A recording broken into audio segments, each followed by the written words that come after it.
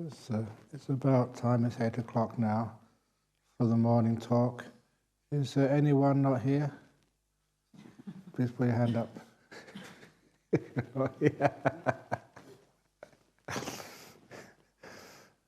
Excellent. As you all know, my character over so many years, I'd always like to take life lightly. And one of the reasons for this is one of the sayings of the Buddha. And it's the Pali version is more impressive than the English translation. But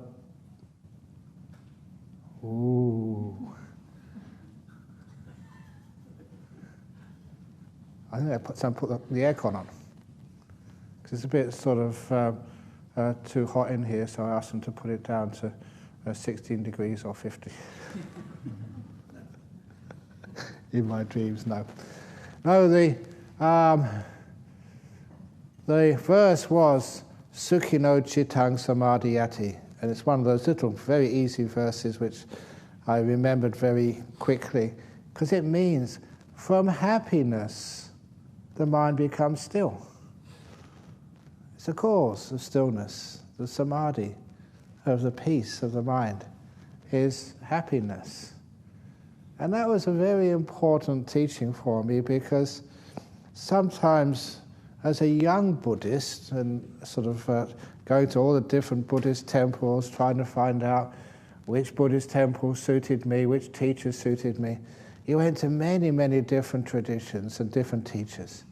And I must admit that most of those teachers were misery guts. They were always fierce. Sit up straight. Don't do this. And you never saw the happiness in them. And that was one of the reasons I thought, well, if this Buddhism is supposed to make you happy and get close to Nibbana, and another saying of the Buddha, Nibbana is the ultimate happiness, supreme happiness. So I wanted to see these monks and nuns teaching, were they happy? And if they weren't, I thought, no, that's not the teacher for me. But it was it was very lucky when I did find someone like an Ajahn Chah, who was a very happy monk. And sometimes you see what people would do to the poor old monk.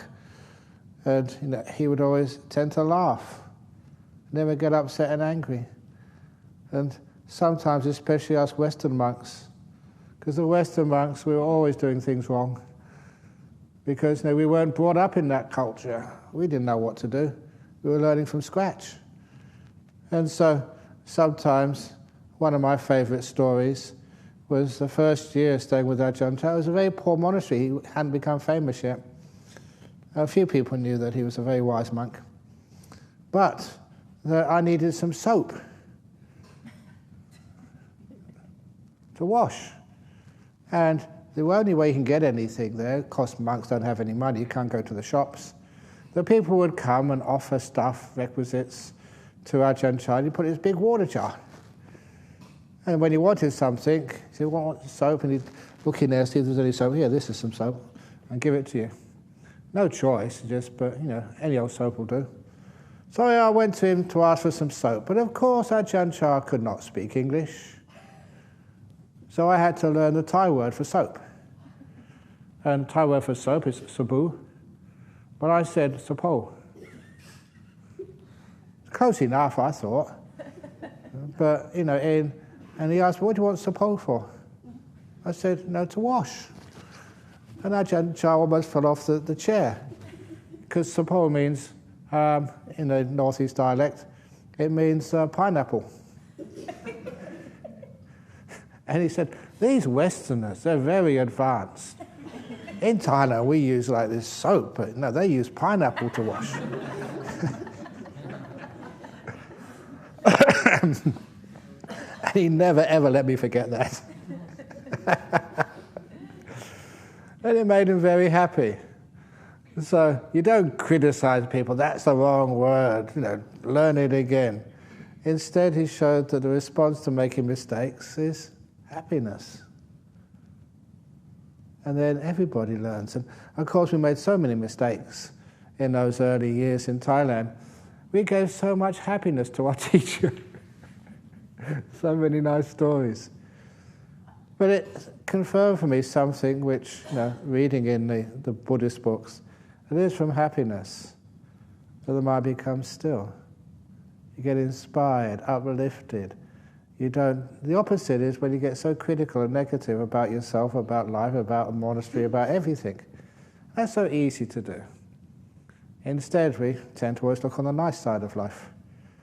And of course, I was like that when I was young, so much so that even many of the friends when I was young, the Buddhist friends, when I told them I was going to go off to Thailand, I chose, because it was a happy place, in those days anyway. And when I went over there, I told friends I was going to Thailand. They didn't take me seriously. And there was one gentleman, because I was looking for a place to go in Thailand to become a monk. I didn't know Ajahn Chah yet. And the monks in the Thai temple in London said, "Oh, go and talk to this man. He's disrobed. He's just come back from Thailand." So I asked him, said, "What's a good place to ordain as a monk?" And he just said all sorts of useless advice. So I forgot about it. But I saw him much later, because he had been with Ajahn Chah, and he disrobed, and he never told me. And I asked him, "Why didn't you tell me about Ajahn Chah?" And he said, "Well, I took one look at you, and you were smiling. I didn't think you were serious." And he never ever thought I would survive as a monk, because I was too happy. There's something very wrong about that. The people think you have to be strict and serious before you can do good meditation. But it is the opposite, and it's wonderful to see that being reinforced by the teachings of the Buddha. Sukhino Cittang Samadhyati, from happiness. The mind is easily comes to stillness. It is almost like the happiness I'm talking about. It's not the sensory happiness, it's more like a spiritual happiness, a peace of mind, inspiration. Sometimes it's just seeing, the last piece of bread left, before the breakfast finishes. And you want that piece of bread, and somebody else is already toasting it. And they take one look at you, and they give it to you. A nice piece of self-sacrifice, inspiration. Any bit of joy like that, I don't know if it happens to me, and I think it happens to everybody. You notice some beautiful acts of kindness and generosity and joy, and it gives you so much happiness. And then that is what I use often, to close my eyes and just really bliss out on the goodness of others. I use that as a foundation. And then from there, it's so easy to do things like watching the breath. It's like a boost of fuel inside your tank. So the mind is very easy to stay with something like the breath, to meditate, to let go, because you're happy and satisfied. Fortunately, in a place like this, there are so many kind and good people around. And every now and again you watch people looking out for one another, making sure that you do have enough breakfast or lunch. They notice that what you eat, and sometimes they put it in front of you. In other words, they're looking out for you and they're caring for you. And little things like that create a lot of happiness for you. And if you don't receive that gift yourself, there's something we call mudita, where you see other people doing these wonderful acts of kindness and generosity and goodness. Just like, again, all those people who come and bring the food every day. And hopefully you get this wonderful sense of mudita, this sympathetic joy, this celebrating in other people's goodness. And when you do things like that, just the mind becomes so bright and uplifted. And it's not that hard to go from there into deep meditation. Sometimes I said what people did to get the deep meditations, really let go. But also the cause for their deep meditations was somehow or other, somewhere, getting some inspiration, some celebration of the goodness of life, or of themselves or of others, inspired enough to really uplift you. And other people's kindness and goodness is what does that. I didn't mention that story of sometimes you get a very wonderful Dhamma talk, and that can inspire you. And inspire you so much that you get lots and lots of joy inside. And that's enough to give you the energy to be able to sit there, and your mind doesn't wander off. It doesn't wander off seeking for happiness because it's got happiness already. It's just like I remember the time when I was a school teacher. First year, you're teaching teenagers. We talked about teenagers the other day, that they never follow instructions, even in schools. Well, they have to, but it's really tough work, the first year as a school teacher. And I would come home every evening, and I'd just turn on the TV and anything, I didn't care what was on. Made myself a cup of tea, turn on the TV and zonk out until I got my energy back again. And just realised, in life, it does take a lot of energy to survive in this life. And sometimes that's one of the reasons why it's hard to meditate, when you're so tired. But then every now and again, even though I was really tired, then sometimes you see something in life which was very inspiring. Someone did a wonderful act of kindness. Someone sort of thanked you for something which you did and you'd forgotten all about it. Somebody would just, like this years ago, one of the wonderful acts of generosity which I saw, which inspires me to this day, was when there was one Laotian lady, a refugee who came here to Perth. And you know what governments are like, they sometimes get overworked. And what happened was her whole family got sent over to United States. You know, the refugees from the Vietnam War and the Laotian War. And when they got sent to the United States, she got sent to Perth. A big mistake. But she was separated from her mother, her father, her sisters and brothers. That was hard enough. But when she got a phone call that her mother was sick and dying, I think many of you who come from Asian countries in particular, you have to be with your mum when she's dying, if it's at all possible, if you can. And she couldn't, because she was just a refugee, had no money. And she was in our centre in Olamara one Friday when I was there, and she was crying her eyes out. She'd never see her mum again, because she didn't have the money to get an air ticket. And as she was doing this, it even makes me emotional today. There was another Thai lady in the back. She was out of work. She'd hurt her back and couldn't get a job. But she took out her checkbook and gave this Laotian lady a blank check. I don't care how much it is, said this Thai girl, go and visit your mum. And they hugged and kissed.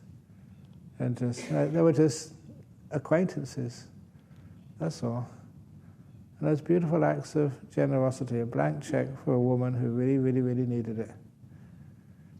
Those are sorts of things when I think about those acts of kindness and how they make a huge difference in this world. That brings me joy. And if I wasn't speaking to you now, I'd just close my eyes and just start blissing out in deep meditation. Simply because it gives you the power to get good meditation. The opposite of that is where we start criticizing everything. Oh, it's like this. Oh, it's like that. Oh, why do we have to have the talk at 8 o'clock? Why can't we have it at 8:30? Breakfast, why do we have to have it? Can't we have, if we paid a bit of extra money, have breakfast in bed?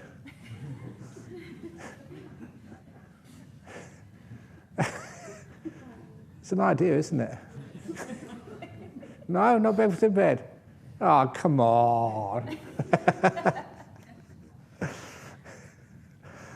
But anyhow, you can see just how everything here is just all given for free. No one gets paid here.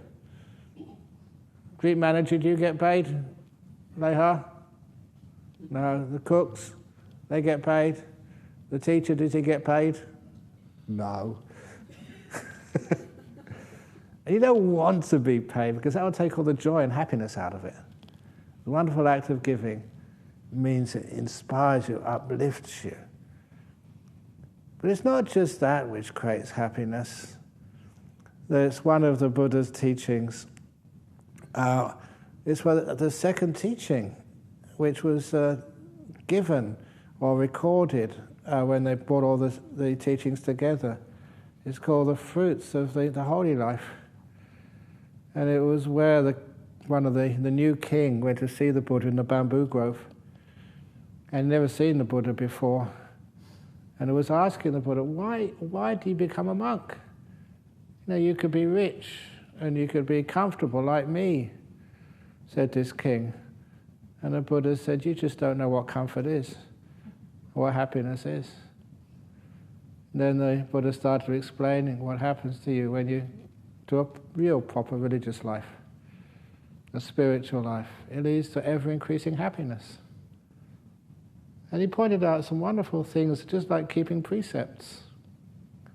You know, when you keep some precepts, you know, like 5 precepts here, you know, try not to talk, being kind to one another, that creates a wonderful sense of harmony. One of my old school friends came to visit me in Thailand many, many, many years ago. And I told him one of the wonderful parts of visiting these traditional monasteries in the northeast of Thailand is the morning alms round. In the morning alms round, it's just after the sun has come up, very close to dawn, the monks would silently walk through the village, and the villagers would give some rice into the bowl, and you'd walk there silently and come back and just once you had the rice, the other, whatever was there, curries or whatever, would be sort of offered later. But it was a very beautiful time, quiet walk in the early morning, just almost before sunrise, just after dawn. And I said, please come tomorrow morning. Now he was a Westerner. He said, look, in London we don't get up that early at sunrise. He said, I'd love to get up, but I can't make it. I'll come afterwards. I said, no, you must come. And I told him I would be there in the morning knocking on his door. He was an old friend.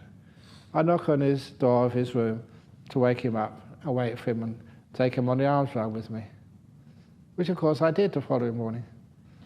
And on the way back, he said it was such a strange experience. It was unique. He never experienced that before for years.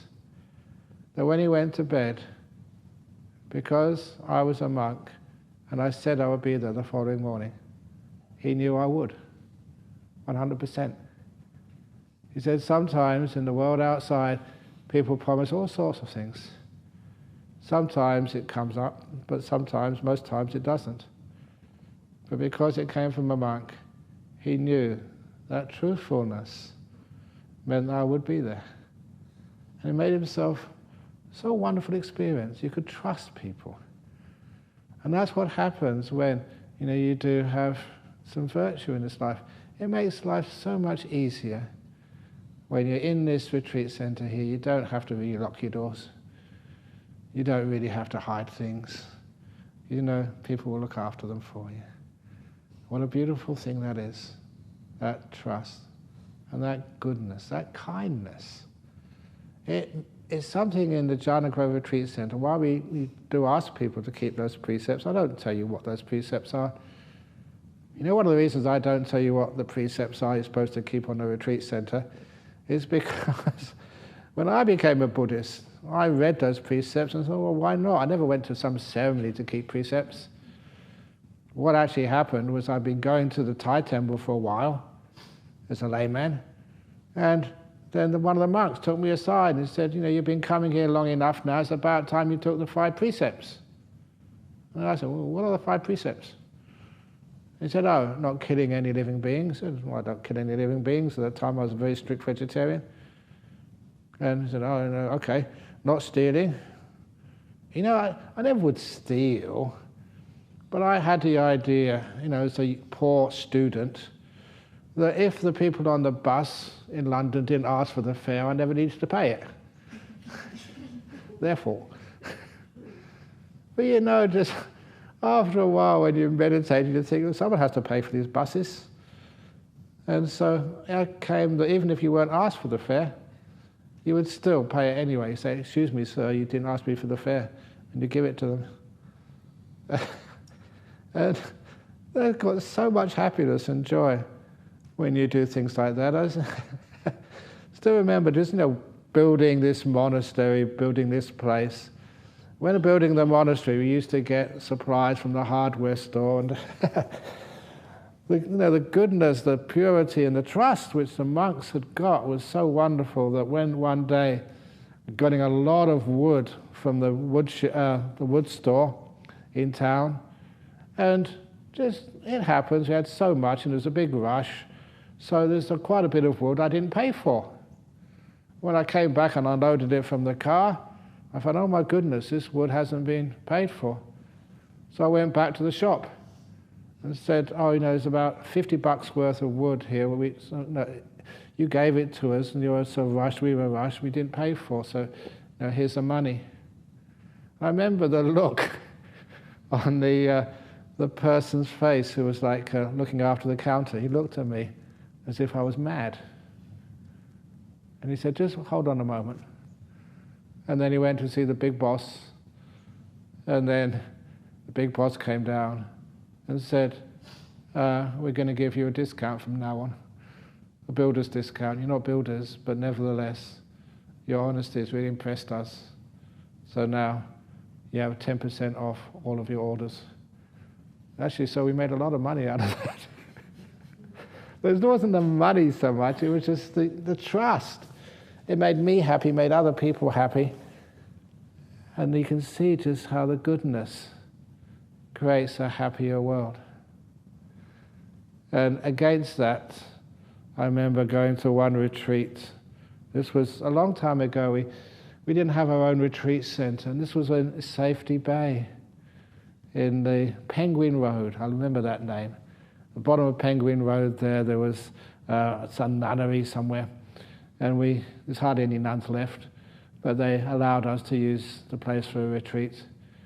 And when I was waiting for the next interview in a small room next to the road, it was on a Sunday, and you could actually see just outside the window 2 men, they'd just been to church, and they're just saying goodbye to one another. And when one man said to the other, he said, oh, be good. And the other man said, no, that's no fun. And I thought, how little you understand. Being good is fun. If you want to have a good time, then be good. So I'm a good time monk. Do I look miserable and unhappy? I don't get up to any mischief, but you still have a lot of fun and happiness. Being kind, being trustworthy, and being generous. I can't give any money to you, don't have money, but I can give you my time, give you forgiveness, give you a smile, give you the latest joke. What's the latest joke? Oh yeah, what do you call... what do you get from a dancing cow? What do you get from a dancing cow? It's a milkshake. It's a stupid joke. But that's all I can give you, okay, so.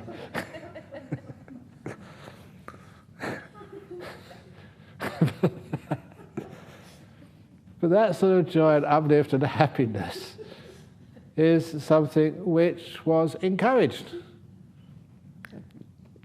So those, sometimes when I became a monk, I thought those monks in time, especially those forest monks, were really strict.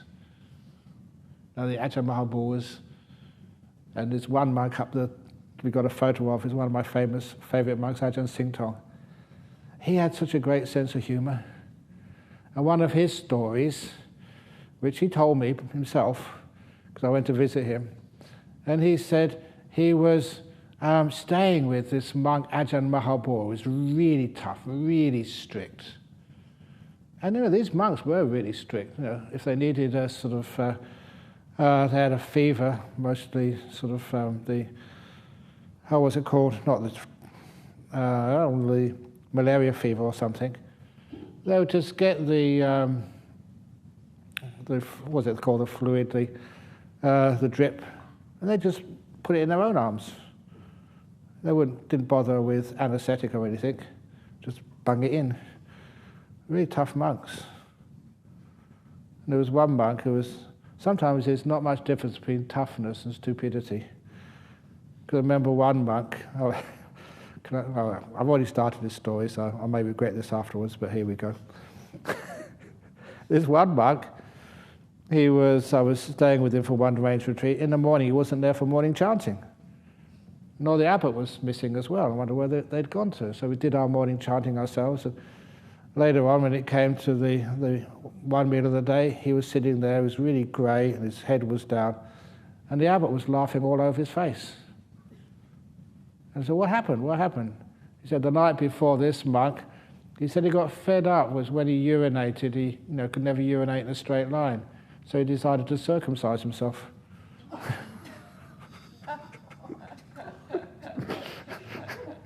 That is absolutely crazy. This poor monk. Ooh. So they were tough, but sometimes a bit stupid. He survived, just. But at least now he can urinate in a straight line.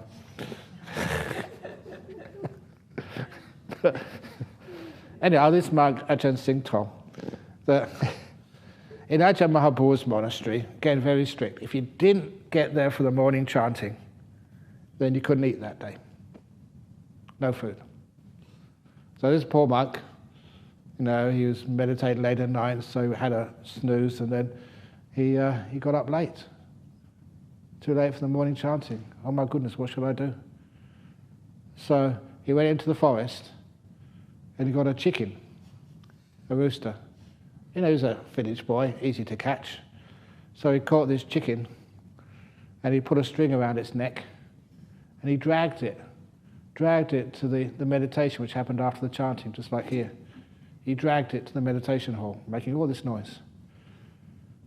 And then he went up to sit meditation, only for a few minutes. And then the bell went, and Ajahn Mahaprabhu said, "You are late for the chanting. You can't have anything to eat today." He said, "What do you mean, Venerable? I came before the chicken." Makongai, which in Thai is an idiom meaning you came early. And all the monks, they just fell over laughing. And even Ajahn Mahaprabhu couldn't refuse to see the funny side of it. "Oh, you can come on arms round today. You can eat." They had a wonderful sense of humour, these monks. And you could see they're very light-hearted. And that happiness, that light-heartedness was an important part and cause of their meditation. Which is one of the reasons why, when I was saying about the walking meditation, when you do the walking meditation, I will die, that's for sure. Sometimes you can actually make that a bit funny. It makes it stay with you. But after a while, the funniness turns into something serious. But it's not just to make you unhappy. It helps you let go. I will die, that's for sure. Yay! So you don't have to worry about a thing. You can make peace. Sometimes you see people, they do... I was actually going to say more about the walking meditation today instead of going into too many jokes about walking meditation. But you see sometimes people do these slow walking meditation. They just lift up very slowly and they move forward very slowly, and they put their feet down very slowly. And we encourage here people to do the walking meditation at a natural pace. No need to go too fast or too slow. Keep it natural. If it's slow, then fine. If it's fast, that's fine. But anyway, there was another group doing a meditation retreat here. Those are what the Vipassana group. They're very welcome, and they come here quite often. And anyway, one of our visitors at lunchtime at the monastery, they said, can we just have a look? We'll be quiet. I said, yeah, sure. So they came over and had a look. And when they came back again, one of their kids, about 6 or 7 year old, he had to see me. He had to see me. It was important. It was an emergency. I said, why? What happened? He said, Ajahn Brahm. He was so excited. He said, at your retreat centre, there's zombies. There's zombies there. Lifting, walking. To a 7-year-old, people doing the slow walking meditation, there's a lot of similarities between that and zombies. Especially when zombies were really popular in the media. So sometimes if I can walk past her and see somebody doing the slow walking, there's another zombie.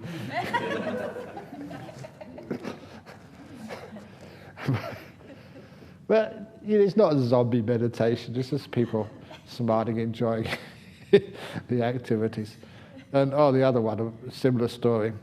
Ajahn Sumedho told me this story. When they first went to England, there was one of the disciples there. She was a clinical psychiatrist. She's working in the local mental institution.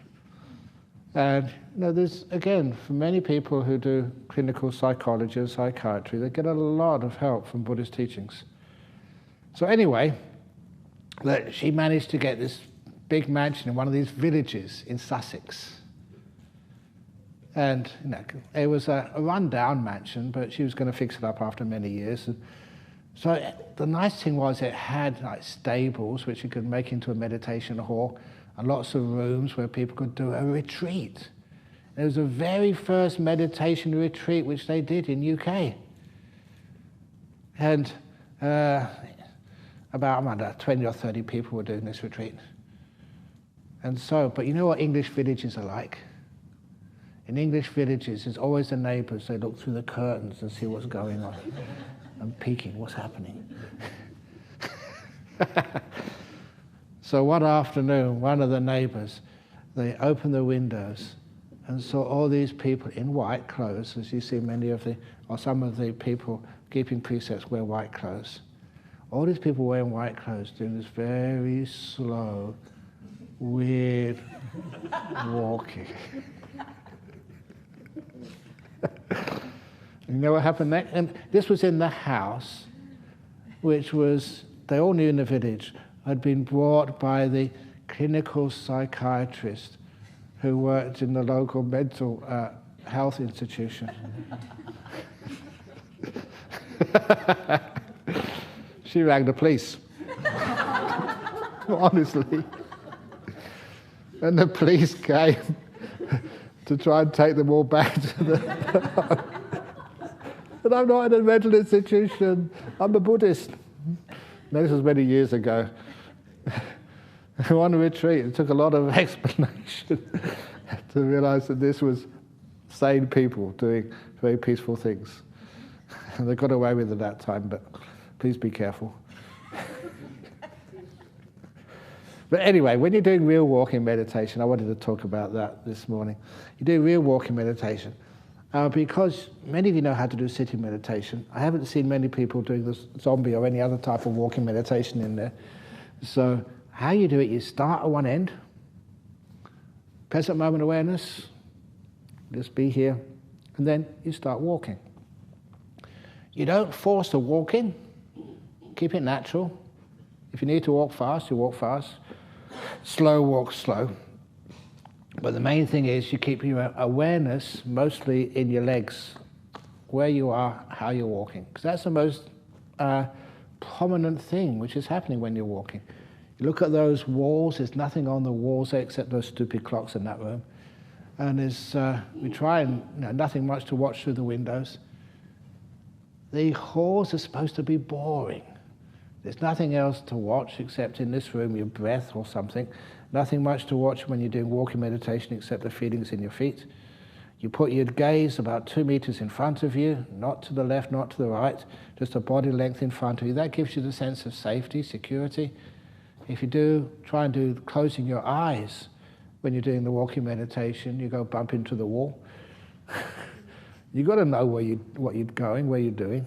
what you're doing. So, and you just walk as aware of this present moment as you can. Now is the only time. What's in front of you, the main feeling, is just your feet moving.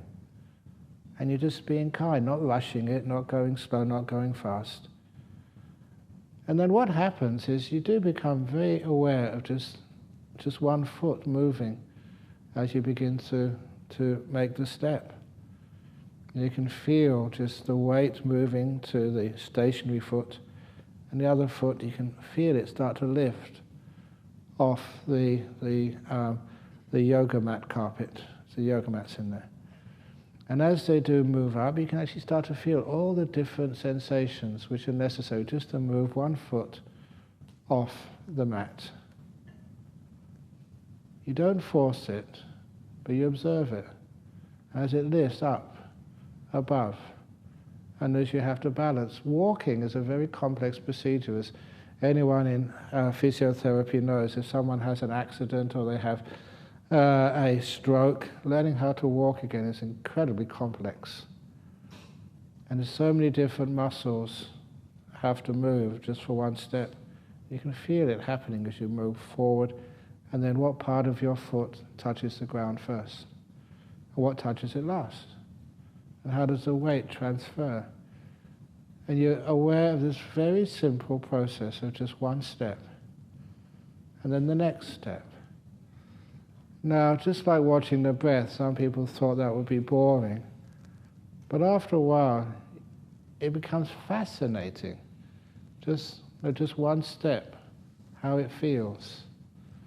And just how much happens just from the time that one foot is on the mat, and then as it moves up and goes forward and then goes down, and then the weight transfers again. It's like learning a dance, but it's a natural dance which you've done for all your life. You're just seeing how it works.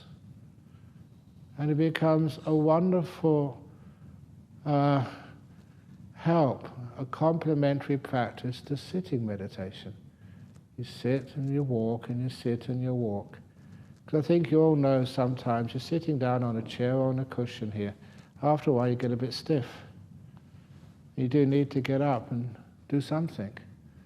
And instead of just going off and having a cup of tea or just going to your room or whatever, you can stay in this meditation hall here and just walk very little way to one of the walking meditation halls. And then do some walking meditation and come back and sit. That preserves the stillness and the quietness of your mind. It doesn't get so disturbed that way. And also in the walking meditation, some people actually prefer the walking meditation to sitting meditation. Sometimes in a walking meditation it gets so incredibly still. And the story I say about that, again, personal stories, it was my first year in Thailand, even in Bangkok. It's a noisy place. But I'd always do 1 hour walking meditation in the main hall in the morning time. And it was not as, it's probably shorter than this distance here, the main hall. And I don't know why they decided to have this, but in the main meditation hall, they had a grandfather clock, which chimed every quarter hour. And I think that's not a very good place to meditate, where it's chiming ding dong, ding dong, ding dong, ding dong. But nevertheless, I could time my walking by that, and without trying to force anything, it took half an hour for me to get from one end of the room to the other. And I wasn't forcing it, it was just nature. There was so much going on as you were moving the foot, I just couldn't rush it. And half an hour to go back again, and that was it. But then what happened this one day, which really let me know just how well it was working for me, that I was maybe about 2/3 through the 1 hour session, and I heard this noise, like 100 miles away. Brahmavamso. That's another full name. Brahm is a shortened version. Because when I came over here to Australia, he said, "What's your name?" Brahmavamso. Brahma what? So we shortened it to Brahm. But please don't shorten it any further.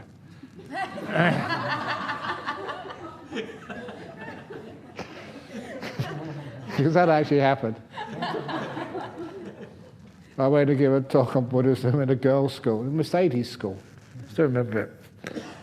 And the day afterwards, a couple of the schoolgirls, they saw me in Perth. And they came up to me and said, "Oh, you're the monk who gave a talk at our school yesterday." And I said, "I'm so surprised you still remember me." He said, "We'll never forget you." Oh, isn't that nice? How can you ever forget a monk called Ajahn Brahm?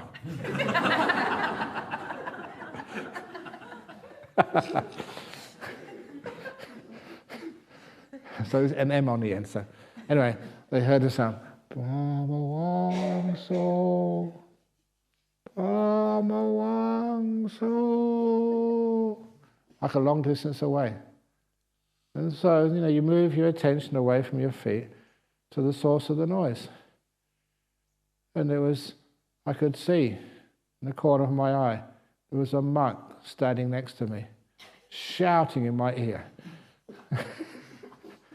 And honestly, that's what it sounded like. It sounded like a long distance away. Because I was really deep in the meditation, watching the movement of my feet. And then I remembered that I was supposed to go to a ceremony that morning, like a dharna, and I was late. And they'd sent this monk to come and get me. But fortunately, it was a monk, so they knew what meditation was. And so they knew there's no way that with the best will in the world I could just come out quickly. It was Brahmavamso. And so I decided I'd have to sort of pay attention to him. So I started to move my head around, because he was over here next to me. And it's amazing just how many muscles have to move for your head to turn around. And I was fascinated with all these muscles which having to move when you turn your head around. I was trying to do it as fast as I possibly could, but I couldn't. When I did finally turn around and see him, what? Sometimes you think you're crazy when you get peaceful in meditation, but that's as fast as you can go. So you can get very peaceful when you're doing walking meditation, so just please enjoy it as much as you can. So what happens? You get, first of all, maybe just notice you're walking, left foot moving, right foot moving, left foot moving. And as you get deeper in the meditation, more awareness, you get what you call the full awareness of one step, like the full awareness of the breath in breath meditation. In the very beginning of the foot moving up, and you see all of the different movements until it finally rests on the ground at the end of one step. It was fascinating. You get the full awareness of the step. Then you get the delightful step. Again, took years and years to understand why is just one step can be just so delightful, because it's so fascinating, so enjoyable. Why is one breath so enjoyable? When you get into the deep meditations of the delightful breaths with piti sukha coming up. Piti sukha is a joy and happiness which comes up in meditation. Where is that coming from? And of course, you look at how the Buddha taught, and it is coming from the mind. It's not a physical feeling now, it's a citta sankhara, it's made from the mind. The joy and the happiness of stillness and peace. And even when you're walking, it becomes so beautiful, so delightful. And sometimes you're just watching, the legs are doing the walking, you're just doing the watching. You don't decide, it does it by itself. You've been walking such a long time, you don't need to tell the body what to do. It just does it. And it becomes delightful. You're having a wonderful time. Really enjoying yourself. Same with watching the delightful breath. It's so enjoyable. So it starts with joy, allowing these beautiful states of mind to come up. And it continues with making more joy and happiness. And I mention that, the joy and happiness, because if you don't have joy and happiness with the breath or with the walking, the mind will automatically look for some happiness somewhere else. You'll go in its data bank of fantasies and dreams and memories and fantasies for the future, plans and hopes. You look for anywhere to give itself a bit of a high. The mind needs that. And if you don't get it in nature, in meditation, you'll find it in all sorts of other fantasies and dreams. What is our wandering mind? But if it has it already in the happiness of inspiration, of goodness, of kindness, generosity, if it has it there already, then you'll find you don't need to go wandering anywhere. You have the happiness right now. You have that joy. And it just gets more and more and more as you get more and more still. And as you get more and more still, I haven't talked too much about it yet, but all the understanding and the insights, where do they come from? And I think you all know that all the stuff which I teach, you look back and you can quote the Buddha on this, but all those insights which I have, which makes lots of people come to these meditation retreats, they all come from your own experience. What do I mean by that? Again, that wonderful simile which I mentioned the first day of this retreat, the still forest pool. If you go and see a lake in a forest, or in a mountain is better, especially if it's on a moon night, like a full moon night. And if you're fortunate enough that evening is still, there's no wind, and you look at that lake up in the mountains, it's like a mirror, it's like glass. But if there's any movement on that lake, any ripples or any sort of, say like a duck swimming on it or something, then that disturbs the surface. It means any reflections on that lake are distorted. But if that lake is perfectly smooth and still, you get an accurate reflection of the moon and the stars in the heaven above. That's why many Asian cultures, they say the best way to see the moon is when it's reflected in the still mountain lake. It's the most enjoyable, but it's also the most informative about how wisdom happens. From happiness you get stillness. From stillness you get wisdom, insight, which is undistorted. So that's one of the reasons why over in these retreats you really emphasize doing the walking meditation, and also the sitting meditation, and also the eating meditation, which I mentioned in brief. How do you do eating meditation? It is called the one spoon at a time practice. In other words, when you're eating, you've heard me say this before, you put food in your mouth. And I've seen other people doing this, look at them. They've got one food in their mouth. They've got another morsel of food on their spoon, waiting next. And they're also looking around, moving their food this way and that way on their plate. What they're going to do next. They're usually about at least 3 spoons ahead of themselves, maybe 4 spoons. And to do the one spoon at a time practice, it means that one spoon, pick it up, you put it in your mouth, and you enjoy it, you taste it, instead of worrying about what you're going to have next. And only when you finish that one spoon of food, and you swallowed it, only then do you put anything else on your spoon for the next. Only then do you decide what comes next. Present moment awareness with eating. And as I said, and it's quite true, but if you do that, you're really there with one morsel of food at a time, what's actually in your mouth, rather than looking at what's done on the plate. If you do that, it means you digest much better. But be careful, don't do that too well, otherwise you'll end up like me. I digest my food so well that I absorb much more of my food than you do. Which is my excuse for this. But whatever, it's a beautiful practice. You're actually learning how to be here. You're actually slowing down. And you're being aware in this moment, whether you're walking with you or sitting, or whether you lie down to go to bed at night. Now this story introduces the lying down meditation. And this is a very famous story of the Buddha's attendant, Ananda. For those of you who know the Buddha's history, Ananda was the Buddha's attendant for 25 years and heard so many great lectures from the Buddha, saw so many wonderful monks and nuns become fully enlightened. But as for him, even when the Buddha passed away, he wasn't fully enlightened yet. Oh my goodness. Everyone else, yes. Him, no.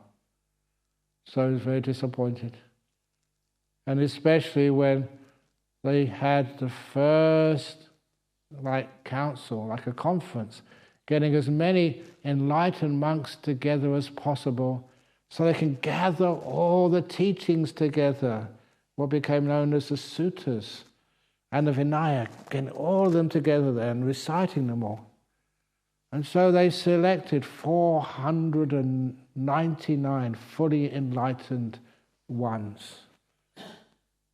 And the 500th was Ananda.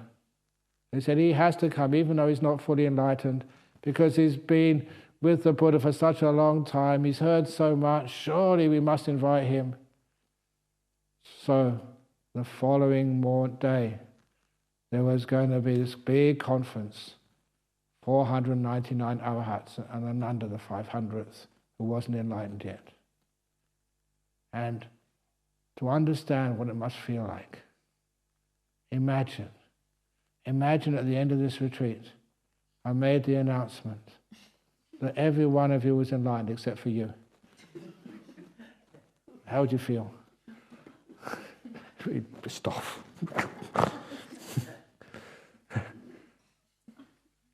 And there's a big meeting the following morning. So Ananda said, right, tonight I'm going to really go for it. He never slept all night, meditating, walking, sitting, really going for enlightenment, trying his best. And as the dawn rose in the morning, nowhere. As far off from enlightenment, he thought, as when he started. So what did he do? He knew that it was only about an hour before the meeting started. That's enough time to have a nap. So he went to his room and he went to lay down. And as many of you know, before his head hit the pillow, he became the 500th enlightened monk to go to that meeting. He got enlightened as he was laying down.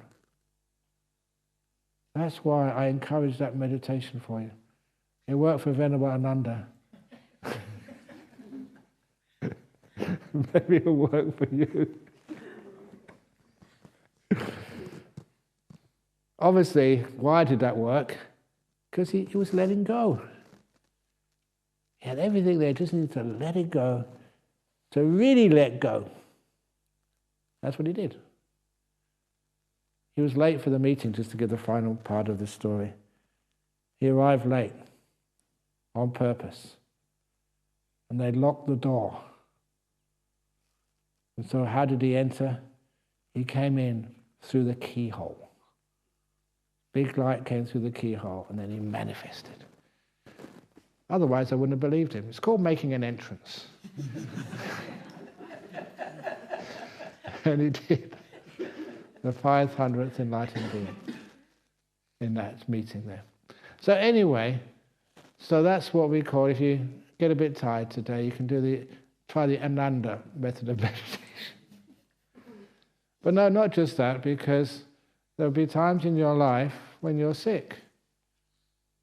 When you can't sort of sit even on a chair or do walking meditation. You're bedridden. And that will happen to each one of us sooner or later in life, if it hasn't happened already. It doesn't mean you can't meditate when you're lying down. So how do you meditate when you're lying down? You make sure your body is comfortable as best you can. And then you sort of, in the present moment, be with whatever's happening right now is the most important thing in the whole world. And be kind and see what happens next. I know that's possible because one of the experiences I had, all the Western monks in this monastery in Thailand called Wat Nanachat, we all eventually got typhus fever, scrub typhus. It was the same symptoms as typhoid, but when they checked us, there was no typhoid fever. They didn't know what it was. It was a very heavy fever. They never checked for scrub typhus because the health organization in Thailand said there's no scrub typhus in that part of the world. There wasn't for the Thais, for the locals.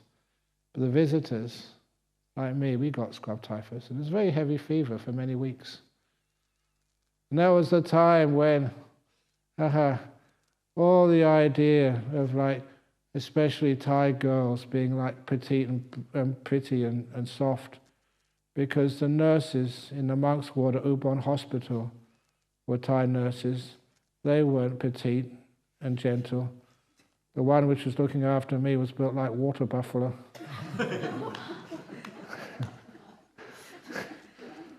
She was big. She had to be, because twice a day, and I was there for about a month, twice a day they'd give you a cocktail of antibiotics, injecting. And I've mentioned this, and I think this is not too far from the truth. This was a third world country in those days, and Bangkok was sort of developed, but Ubon, the provinces of northeast, that was a poor part of the world. That was the backwaters. There was indigenous livelihood. So those days, not just one-use needles, they always recycled the needles. And I'm sure they'd be used in Bangkok first, and once they couldn't sharpen them up anymore, they'd send them up to the northeast for the Isan people. And they'd use them on the ordinary farmers first of all, and last of all on the monks.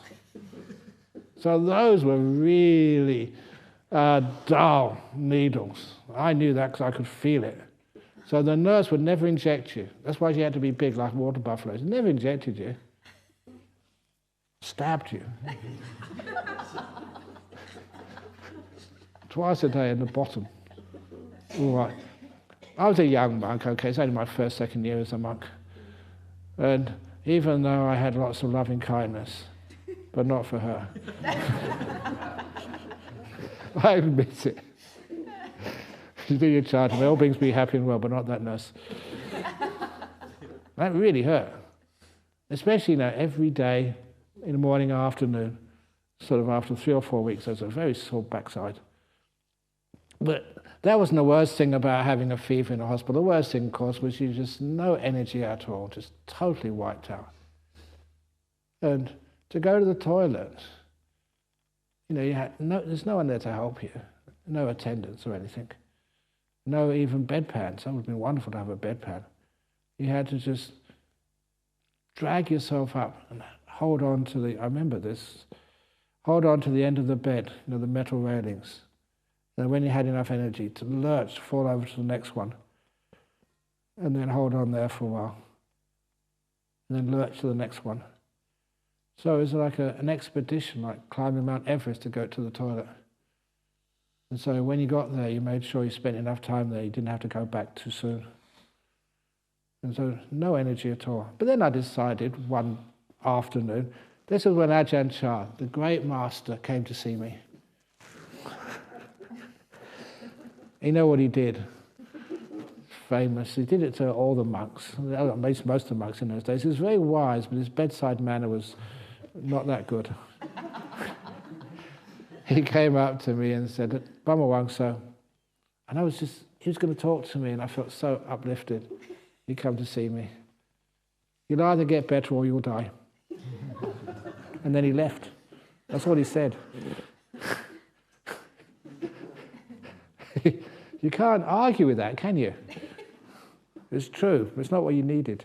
Maybe it was what I needed. But anyway, I didn't die. I got better. But then, not having any support anywhere, so I this one afternoon, I decided to meditate. I don't know why. You think you can't meditate because you've got no energy, you've got fever, you're really tired, sore bottom. And I was just lying on the bed, lying there, and then decided to really let go. Really let go. And go into this marvelous meditation. And because the body was tired, aching, in pain, I probably had a fever most of the time, because of that, the contrast was immense. The body disappeared. You're just blissing out inside with your mind. What it did to me, and the reason I say this is because you can do it. It's possible. Lying down, even with a fever, in pain, dying if you wish, there's still no reason why you can't get into the best meditations. So doing the lying down meditation, it's possible and it does work. Especially when you go to bed at night after the talks. Sometimes, so many people have done this. They've been meditating all day, haven't been getting very far. They go to bed. And as soon as the head hits the pillow, these beautiful lights come up in the mind, nimittas. I don't know, I say that because people come and say, well, what's going on? I was sitting here trying to meditate, I couldn't do it. I went to bed, and it just happened naturally. So why is it that when people are meditating here in front of me, they get sleepy, they fall asleep, and when they go to bed at night, they can't sleep? So I tell people, oh, it's okay then. What to do is when you're in the room here, try to go to sleep. Then maybe you'll meditate well. Or when you go to bed at night, try to meditate and you fall fast asleep. But no, what is happening there? Because you're letting go. You're not trying anymore. It's your sleep time. You lay down. You let go. And the mind gets very peaceful and still. That happens. So doing the lying down meditation, that's a traditional way of meditating. And see if it works for you. So you've got all these postures you can meditate in. Lying down, eating, sleeping, sitting on the toilet bowl. If you're sitting on the toilet bowl, really let go.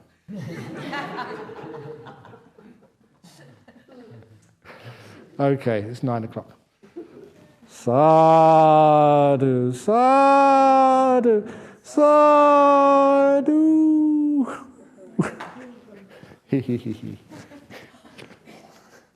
Very good. And sometimes people are asking me about the interviews. It's not just one day on interviews. So we have interviews every day. And you can go to more than one interview, but don't just go every day, or once in the morning, once in the afternoon. Give other people a chance. But if there's something you really need, some advice, please come and ask.